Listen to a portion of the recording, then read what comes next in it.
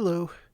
This probably is not going to be of interest to too awfully many people, but I've been having fun playing with audio generation components in Neos, so I thought I would share what I did here.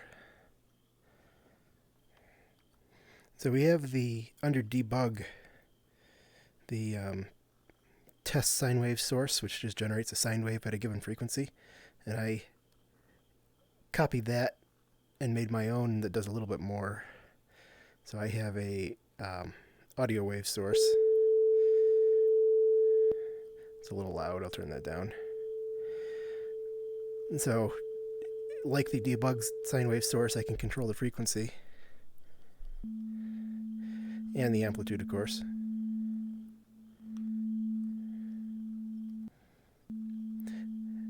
But I also can choose a waveform, so there's a sine wave, square, triangle, saw.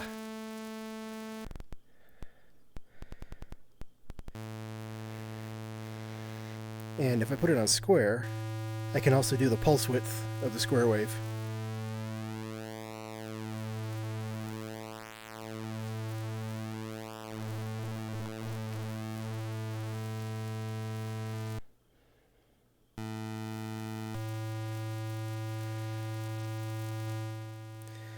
And in addition to doing the wave source, I made a component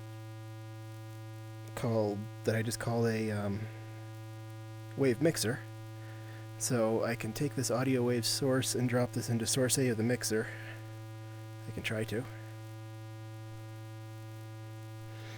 And I can take the mixer and drop that into the audio output. So it's outputting from the mixer instead of the sine wave. And there I can set the gain on each of the two inputs. But just so we can see it's mixing, let me add another wave source.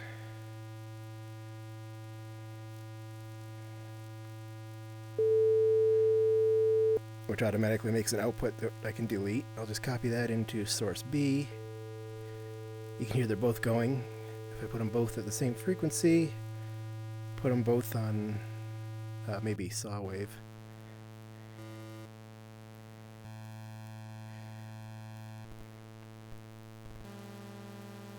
So you can hear it's outputting both at the same time through the single audio output. And if I put them on just a very slightly different frequency, you can hear like the beat frequency from the two mixing.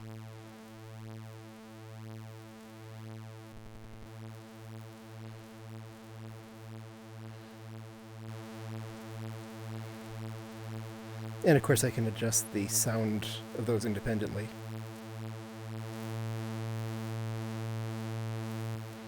But the really fun thing is that instead of using this as a mixed-in audio source, I can set it to some low frequency like 1 Hertz, and I can grab this one and set this as the control for source A. So source A has an audio stream and a control stream. And I'll put this on... Well, there's a couple different things I can do. So you can hear right now it's using the saw wave as the audio source, but on a 1 Hertz frequency, it has a control wave to set the volume of that source. So, it's ramping up for half a second and then stopping because I left this on bidirectional, which means when it goes negative, you don't hear anything. If I set it on unidirectional,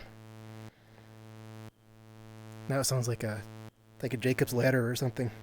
It's just ramping up, straight down, up, straight down. And of course I can change that to say sine. So it just, follows the magnitude of the sine wave. Or square. And of course on square the pulse width works for the control wave too, so...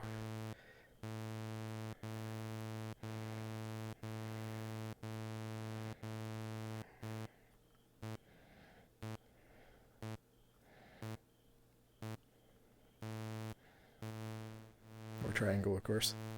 So yeah, you could do some interesting things with this. It's still missing a lot of stuff to make good noises with, but it was fun to play with.